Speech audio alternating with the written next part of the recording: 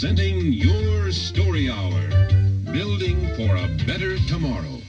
Hi there, boys and girls. Moms and dads, grandmas and grandpas. Hello, everyone. Say, Aunt Carol, I'm all ready for a story. What's up for today? Well, Uncle Dan, today's story is the first of 2 episodes. Oh, really? And are these 2 stories of yours about someone famous? Not really about someone, more about something. And do I know about this special something? I'm sure you've heard about it. In fact, you've probably heard a lot of things about it that aren't even true. I have? Well, yes, Uncle Dan, you along with everybody else. You see, there have been many books written about this special something. Even television shows and movies have been based on it. But the actual facts are somewhat sketchy in places. And even the experts don't always agree about who did what. I see. So I'll just do the best I can. And when it's hard to tell exactly what happened, I'm going to give the most accepted version. Sounds good to me, Aunt Carol. And now, of course, I'm curious. What's this something that we've been talking about? It's the Pony Express, Uncle Dan. The Pony Express? Well, I've heard about that since I was a little boy. It's a wonderful story about the Old West and adventure and daring. But just so everyone can understand how important it was, I'm going to start my story even before the Pony Express was ever dreamed of. Oh? Yes, the Pony Express began in 1860, but this first story in our series begins in the year 1848, and I call it Gold, Loneliness, and Letters. In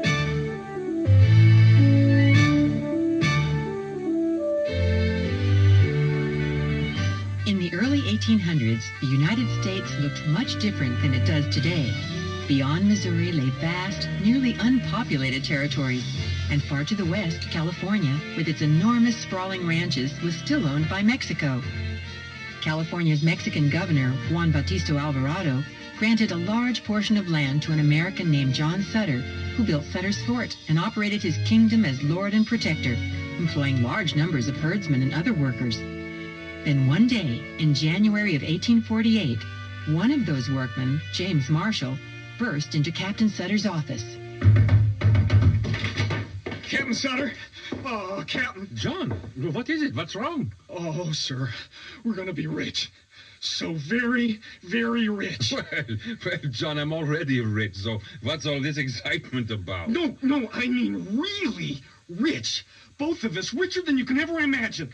You've been working too hard, John. You're not making any sense. Well, maybe this will convince you. There. Oh, what's this you scooped up onto my table? Little chunks of... pieces of gold. John, this is gold. Yes, I know. Gold. Beautiful, wonderful, marvelous gold. But where did you get this? Tell me, John. Well, Captain, you remember when you wanted the mill race enlarged so we'd have more water power for the mill? Yeah, yes, of course. Well, I followed your instructions to the letter. When I threw the mill wheel out of gear, the water rushed from the dam through the narrow channel, and it tore the dirt off the banks. Go on. Well, sir, early this morning, while I was walking along the bank, I noticed something glittering in the sand and gravel. No, quite understandable. There are a lot of semi-precious stones here about. Exactly. But then I noticed some other shiny fragments, and I debated with myself 2 or 3 times whether or not I should even bother picking them up and looking at them. And this is what you found? I think it's pure gold, Captain. Pure gold. Can you imagine? And there's more. Oh, yeah. I only gathered these few pieces, and as soon as I saw what I was holding in my hand, I jumped on my horse and I rode here to Sutter's Fort as fast as I could. I see. Nobody else knows of your discovery? No, sir. No one. Well, then. Let's keep this quiet for the time being until we've had a chance to look things over. Captain Sutter and John Marshall spent several days examining stream beds and banks, gullies, ravines, even dried-up creeks. Unbelievably, they found gold almost everywhere they looked. But by the time they returned, others had also made the happy discovery. Look here! Here's gold! Gold! Oh, let me see that. It is gold. Everybody, look! Oh, no! Oh, no! What are you talking about? It's always something with you Indians. Oh, no. Gold. I work mines at La Paz. I know gold. This oro. Much gold. The word spread like wildfire. There was gold in the hills of California, lots of gold. And that news sparked a westward movement of unparalleled proportions. As soon as Easterners heard of the discovery, thousands of hopeful adventurers contrived to reach California as soon as possible. And the California gold rush was on. I tell you, Maggie, it's amazing. They say the hills are full of gold. One woman went outside of her house with a kitchen knife and dug a fortune out of the ground in a single afternoon. But, Isaac, how could you get to California? We have no money, nothing of value. Oh, but we do. We have our land. You'd sell it? Our house, our land, our livelihood. Maggie, listen to me. This is a chance of a lifetime. A way to have enough money to see us through without grinding ourselves down with work for years to come, don't you see? But Joshua paid hundreds of dollars for passage on a ship, and when the ship arrived, it was a rotting hunk of a thing. Oh, true, but Maggie, People are taking advantage, Isaac. Selling passage on ships that will never make the journey around the Cape. Well, right now, that's the only way to get to California. It's winter time, and it will take months and months before the overland routes open up. If I go by ship, I can already be on my way, and at the end of the journey... You'll be in California, we hope, and not at the bottom of the ocean. I'll be in the gold fields, Maggie, picking up nugget after nugget. We're going to be rich, Maggie, rich!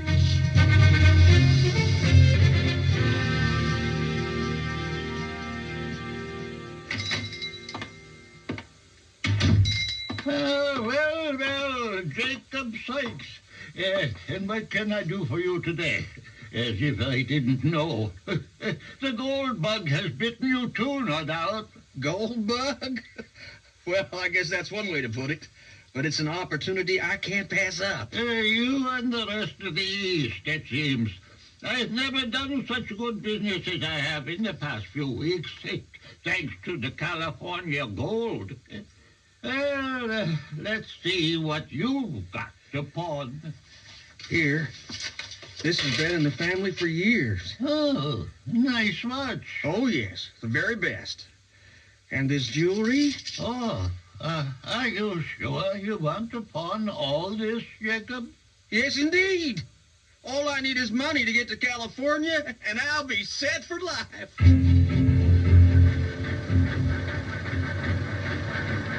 Robert, as factory manager, you're responsible for hiring enough workers to keep production running. Where is everyone? There is only one machine in production this morning. Well, sir, I've tried to keep things running, but... But what? Surely there's more than 2 men in town willing to work, and for good wages, I might add. Oh, Mr. Jones, it's not that easy. These days, everyone is heading west. The whole town pooled their money to send the menfolk to the gold fields. Gold? I swear everyone's gone crazy. How's an honest businessman expected to turn a profit if he can't get anybody to work?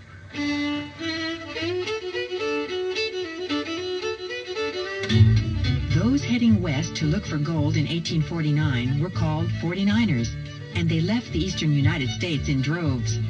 The first to leave went by sea and often spent months of rough, miserable passage. Later, when spring arrived, thousands more traveled for weeks and months overland. They paid exorbitant prices for the supplies they would need, picks, shovels, wagons, food, and more. But the promise of gold fired their hopes for good fortune. When they finally reached the California hills, however, life was not always easy. And after months of disappointing, back-breaking labor, discouragement often set in.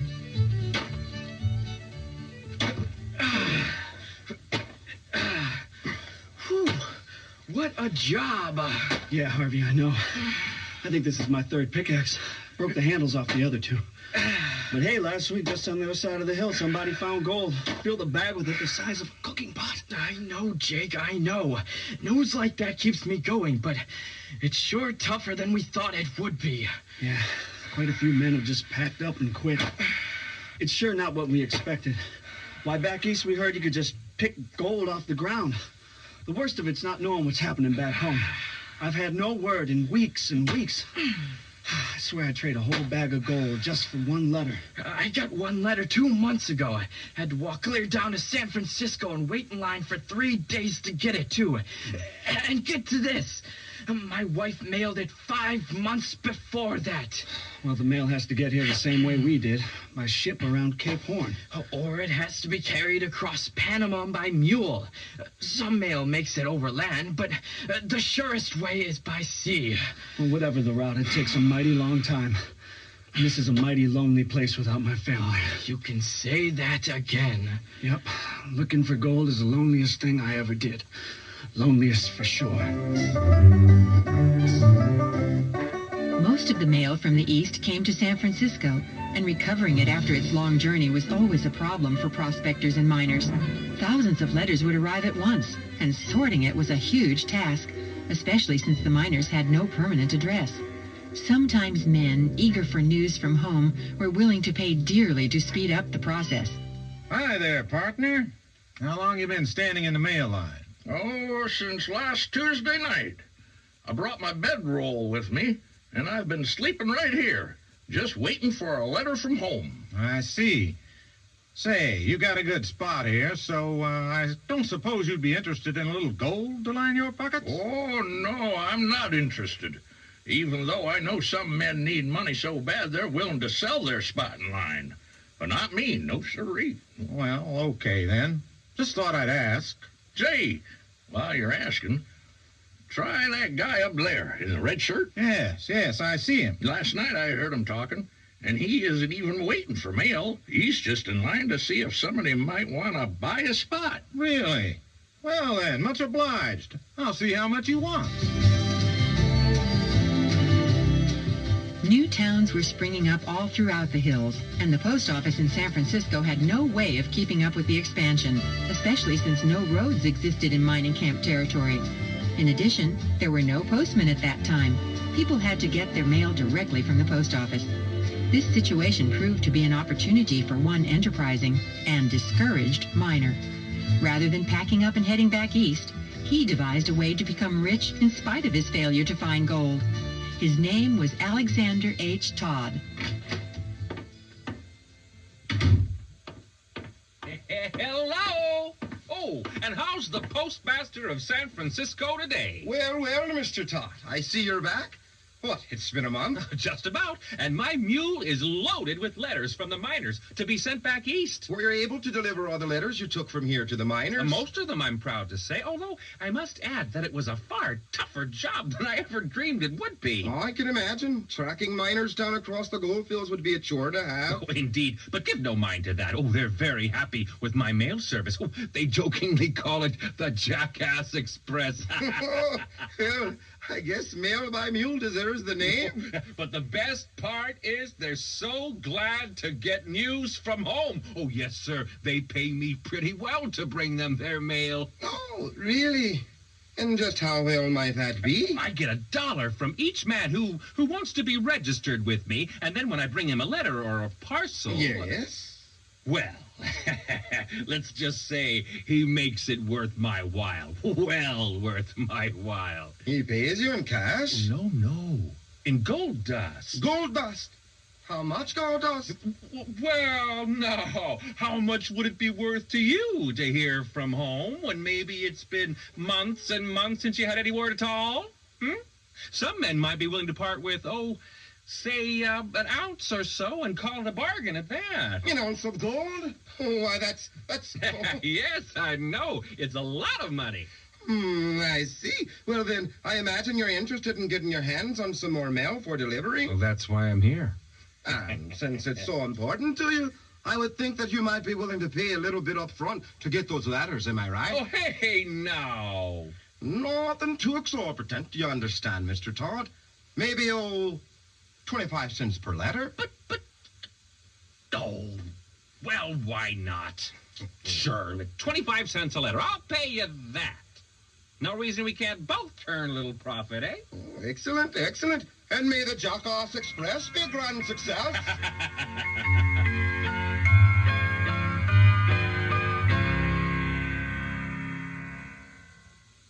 Moms and dads, like you, we want your boys and girls to have fulfilling lives, successful not only in their chosen professions and with their finances, but happy in their relationships, strong in their principles, and good in character. To that end, it's important for your kids to learn from the struggles and triumphs of those historical figures who've made a positive difference in our world.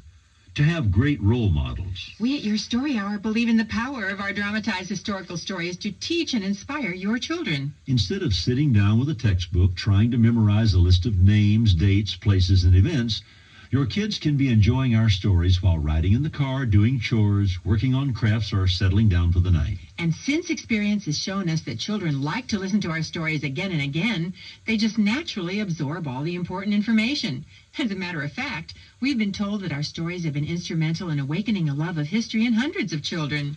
You see, we make our historical heroes real to the kids while staying faithful to the facts. We do painstaking research, then dramatize the childhood, growing up years, as well as the adult years of our subjects. That way, children can understand and relate to the dreams, feelings, struggles, and successes of each historical figure. We tell the stories of those who helped to make our country great, like George Washington, Abraham Lincoln, Paul Revere, and Benjamin Franklin. Those who've overcome great physical handicaps, like Fanny Crosby and Glenn Cunningham. People whose inventions have changed our lives, like Orville and Wilbur Wright, Thomas Edison, Eli Whitney, and Henry Ford. Women who've blazed a trail where no woman yet had gone, like Elizabeth Blackwell, Eleanor Roosevelt, Florence Nightingale, Clara Barton, Sojourner Truth, and Maria Mitchell. Those who gave up a life of ease to help their fellow man, like Albert Schweitzer and Hudson Taylor. Well, that's just a small sample. We could go on, time permitting. But we think it would be better if you just visited our website at yourstoryhour.org and look through our catalog for yourself. That's at yourstoryhour.org. Kids love them all, but don't just take our word for it. Listen to this letter we recently received from a listener in Suva, Fiji. Rose writes, I'm a keen listener of Your Story Hour whenever it is broadcast over the radio, which is every afternoon. I especially enjoy stories of the history of America and about the famous men and women who contribute somehow to its growth. These stories are very real as heard over the radio, and I immensely enjoy the way in which they are dramatized. They somehow draw you right into the action and adventure, so keep up the good work. Thanks for the encouraging letter, Rose. So please do visit our website soon and see for yourself all the great stories we have waiting for your children. That's at yourstoryhour.org.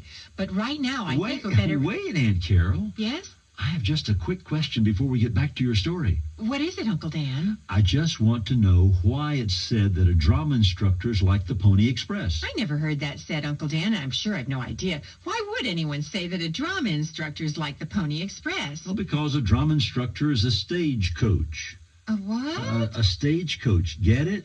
Oh, I get it, all right. You snuck in a riddle. I sure believe did. You did that to me. And now I'm sure it's time to get back to the conclusion of Aunt Carol's story, Gold, Loneliness, and Letters.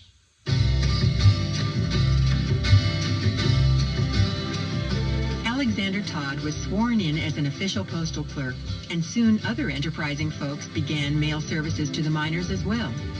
When the mail arrived in the camps, every shovel was thrown down, and every miner ran to see if he was fortunate enough to have a letter from home. Eventually, 75,000 Californians signed a petition to the government demanding better cross-country mail service, and several schemes were hatched to solve the problem. One of those schemes was novel, to say the least. Camels? You're sending us camels? Yes, on orders from Secretary of War Jefferson Davis. But nobody here knows anything about camels, sir. I'm not so sure this is a good idea. Nonsense. It's a stroke of genius. Think about it. Camels are used to walking long distances without water. Why, it's a perfect solution for crossing the southwestern desert. Well, yes, I guess that's true. Besides that, camels are reliable animals. Strong and patient. Well, maybe it's worth a try. Of course it is. Camels will be perfect for taking the mail overland. You'll see.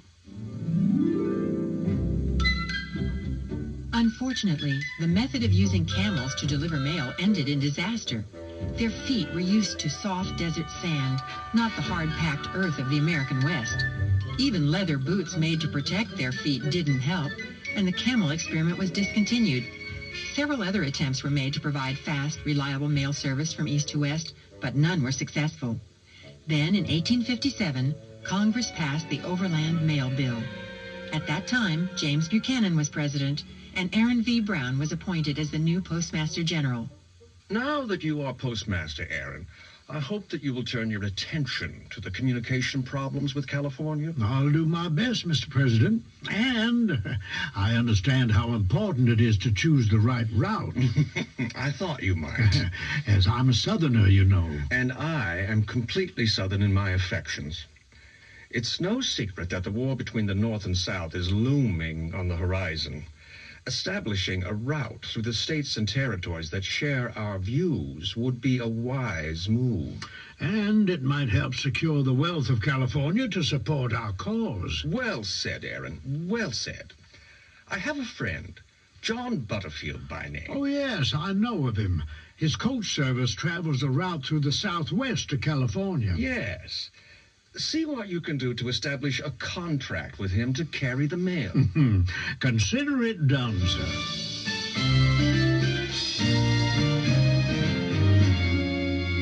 Soon, the red and green painted coaches of the Butterfield line were carrying mail from the east to California. While their route avoided the heavy winter snows of more northern passages, there were other complications, such as Indians and the searing heat of summers on the southwestern desert. However, the $600,000 grant that the Butterfield Company received from the government meant they were well equipped and thus fairly reliable, delivering passengers and mail in approximately 22 days from Missouri to California. It was a huge improvement over the months that mail delivery required by ship. But even so, the system was not without its critics. I don't quite understand the logic of it all. The southern route is almost 1,000 miles longer than the one to the north. Why, it dips so far south, some people are calling it the Oxbow route. Oh, that's a good one. Well, anyways, it completely bypasses some mighty big places like Utah, where all the Mormons are. Not to mention Colorado. Why, now there's a big gold rusher going there, too, don't you know? Oh, yeah. A whole wagon train went through here yesterday. And every single one of the wagons had a Pike's Peak or bust painted on the side. Yep, there must be some sense to that Oxbow route, somewhere, somehow, but it sure does escape me. There were many individuals and businesses that were keeping their eye on developments concerning mail delivery to the far west, and among them was a huge freight hauling operation, the title of which bore the name of the three men who owned it, Russell, Majors, and Waddell. The company was located in Leavenworth, Kansas, and was a major carrier of freight west of the Mississippi River in the mid-1800s. The outlay of equipment that Russell, Majors, and Waddell owned was so impressive that upon observing it during his travels, Horace Greeley, the famous editor of the New York Tribune, described it for his readers. Such acres of wagons, such pyramids of extra axle trees, such herds of oxen, such regiments of drivers and employees. No one who does not see can realize how vast a business this is.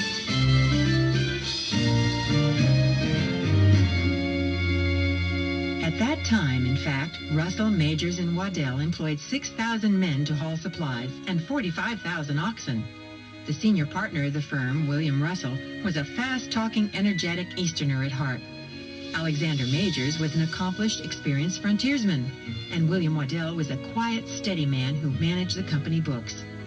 One day in 1859, when he was in Washington, D.C., William Russell happened to bump into William McKendry Gwynn, the first senator from California, which had gained statehood in 1850.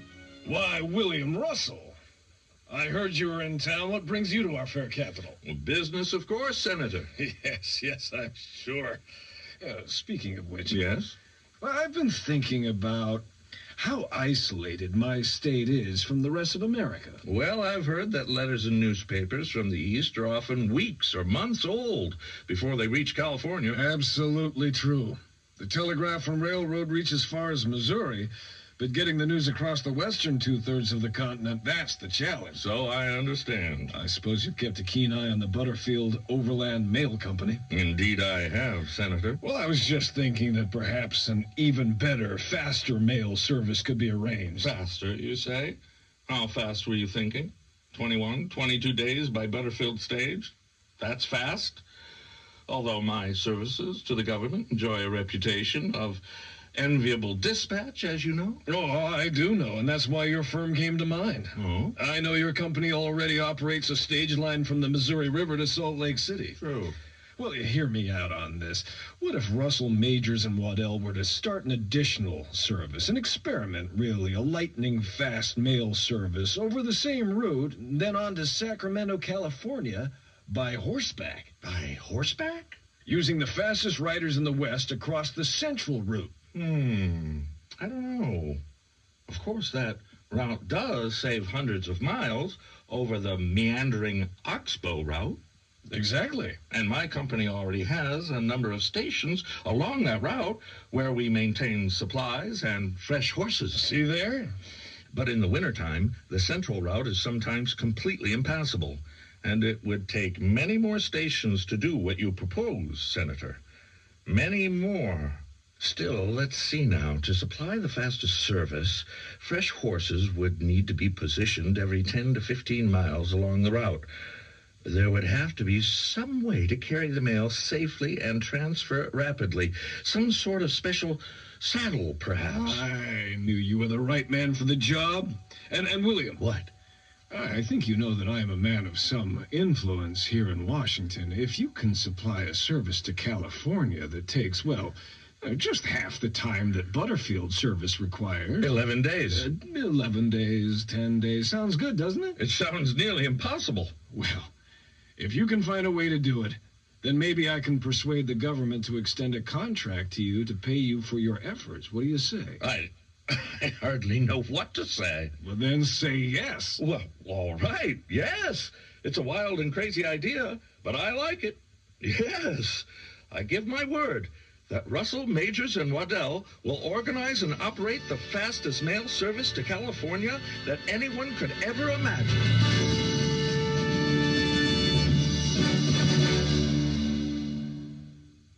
You know, Aunt Carol, I've heard it said that the way to be successful in business is to find a need and fill it. I've heard that too, Uncle Dan. Well, Russell and Gwen certainly identified the need, faster mail service, and there was a potential for good profit in it. But I can see it was also risky in more ways than one.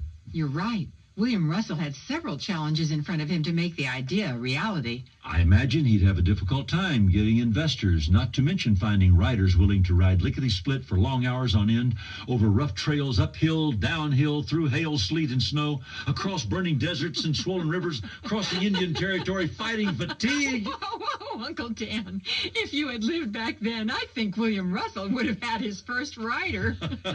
I must admit, Aunt Carol, the combination of fast horses and a worthy challenge is intriguing. Well, let's hope our listeners are intrigued enough to join us next time for part 2 in our Pony Express series. By the way, what do you call it? I call it Thundering Hoofbeats. But before we say goodbye, for those of you who would like to see our catalog but don't have access to the web, just give us a phone call at 1-800-987-7879, and we'll send you a free copy right away. Once again, our number is 1-800-987-7879.